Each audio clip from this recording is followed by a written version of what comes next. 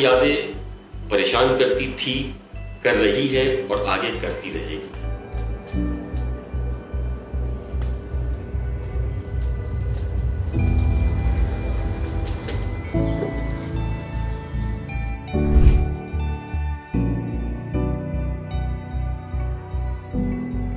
Covid की जब शुरुआत हुई तो मुंबई के अंदर हंगामा तब हुआ जब एक महानगर पालिका ने मुंबई के अंदर एक जीआर निकाला था जिसमें जितनी ही मजहब की बॉडीज है उसका क्रिमेशन का काम जो है वो क्रिमेट किया जाए। एक पहला केस जब सामने आया तो कब्रिस्तान ने उस जीआर को ध्यान में रखते हुए बॉडी को बरियल करने से मना कर दिया और उस बॉडी को क्रिमेट करना पड़ा।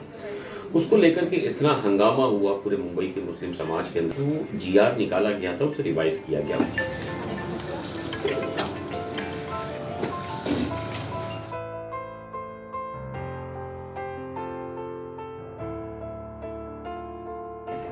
उन सारी चीज़ों को लेकर के मैं, मेरे एक दोस्त है एडवोकेट इरफान शेख, हम लोगों ने इस काम को शुरू किया। जब काम शुरू किए तो हमारे लिए चुनौती ये थी कि एम्बुलेंसेस अवेलेबल नहीं है और उससे बड़ी चुनौती ये थी कि जो लंबी कतार होती थी तो एक एक बॉडी को हमको हमारे हाथ में लेने के लिए 16 घंटा, कभी 18 घंटा इस तरीके का वक्त लगता था। तो हमारे दिमाग में एक आइडिया आया, क्यों ना कि हम जिसके पास ऐसी एम्बुलेंसेस जो बंद है, जो सर्विस नहीं कर रही है, उनसे बात करें और वो एम्बुलेंसेस को हम चलाएं।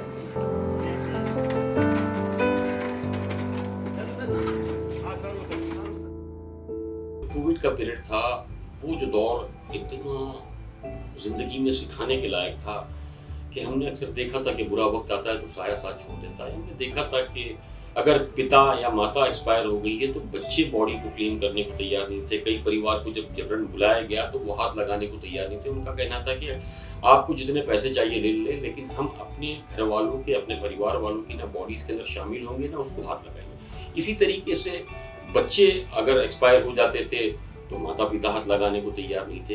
इंसानियत जो है, हमने उस वक्त ये चरमराती हुई देखी। हमने देखा कि इंसानियत दुनिया में शायद लगभग ये बची नहीं है। कलयुग का जो दौर अक्सर हम किताबों में पढ़ते थे वो हमने महसूस किया है।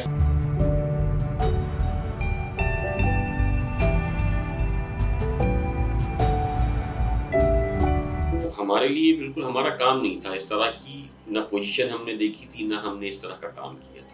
तो शुरुआत में डर भी था, एक घबराहट भी थी, लेकिन ये था कि नहीं, इंशाल्लाह काम करेंगे। चाहे वो मुस्लिम हो या हिंदू बॉडीज हो, जो परिवार आने के लिए डरता था उस परिवार से फिर हम संपर्क करते थे।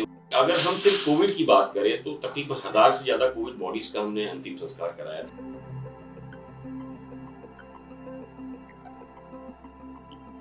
कम से कम एक बॉडी पे 4000 से ज्यादा का खर्च हिंदू बॉडीज पे आता है और उसी तरीके से मुस्लिम बॉडीज पे भी आता है। आज भी हम काम कर रहे हैं, वो सारा जो खर्च है वो हमारे अपने ट्रस्ट के जरिए हम उसको चलाते हैं।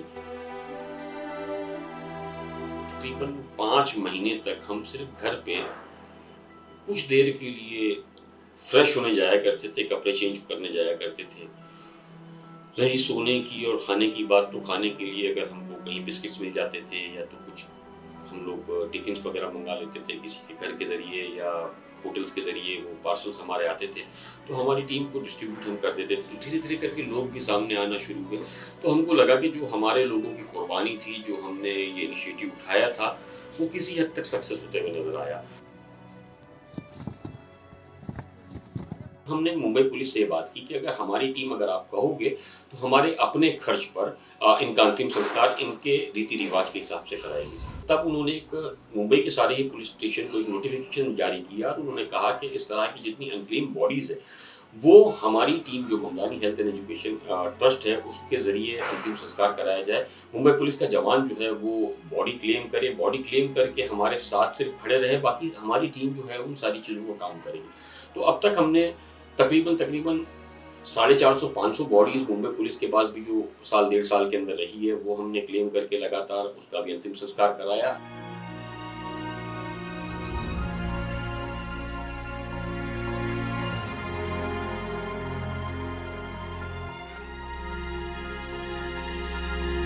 रातें बहुत तकलीफदायक भी रही, अपने से दूर रहना, अपनों को छोड़ना। एक हादसा हुआ था मुंबई के मालवनी इलाके में। एक 3 मंजिला इमारत जो है वो अचानक ढहा के गिर गई थी, जिसमें 13 लोगों की मृत्यु हुई थी, जिसके अंदर 7 बच्चे थे। और आप यकीन करिए वो उन सारी चीज़ों को, वो जो लाशें मैंने बच्चों की उठाई है, वो आज तक मैं भुला नहीं पाता हूँ। ऐसे परिवार थे जिनके बुजुर्ग दुनिया से चले गए, जिनको हमने अस्पताल पहुंचाया था, उसके बाद उनकी बॉडीज क्लेम की। उनके बच्चे जो है, हम एम्बुलेंसेस के अंदर जब छोड़ने जाते थे तो बच्चे जो है वो घर से बाहर तक उनको छोड़ने नहीं आया करते थे। तो माँ बाप रोते थे हमको, और जब हम उनको हाथ देते थे तो बोलते थे नहीं बेटा आपको कोविड हो जाएगा। तो हमने कहा नहीं, आप बेफिक्र रहिए, आप हमारे साथ चलिए, हमको दुआएं दीजिए। तो हमारी टीम जब उनको बिठा करके अस्पताल पहुंचती थी तो वो सिर्फ रोते हुए जाते थे।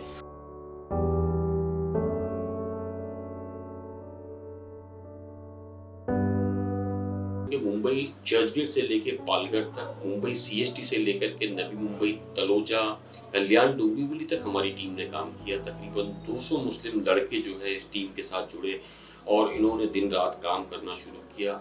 जब हमने काम शुरू किया था तो हमारे जहन में एक ही चीज़ थी कि ये हमारे शहर में, हमारे मुल्क पर एक संकट का वक्त है, इसके अंदर खड़े होकर के हमको काम करना चाहिए। पूरे कैरियर में, अपने जीवन में जब से मैं पैदा हुआ हूँ, इतना बुरा वक्त और इतना मतलबी दुनिया का जो एक रवैया होता है, मैंने कभी ना देखा था, ना कभी सोचा था।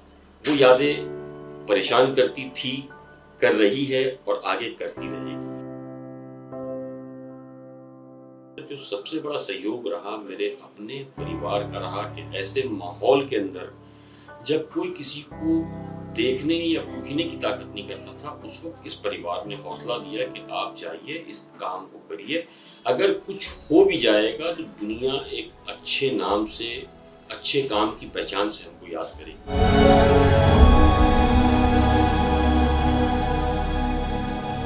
शेयर और डाउनलोड करें दैनिक भास्कर ऐप।